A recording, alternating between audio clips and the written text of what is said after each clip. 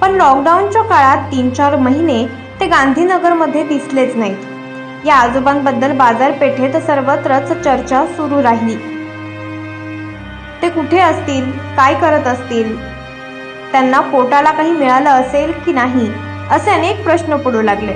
आजोबांच्या संपर्कात असलेल्या द इंटरनॅशनल वुमन राईट्सचे राज्य संपर्क प्रमुख गणेशन थमुथन, त्याचबरोबर राज्य सचिव गणेश देवकुळे, जिल्हाध्यक्ष प्रकाश दळवी अखेर या आजोबांच्या चौकशीसाठी रुकडी येथे गेले।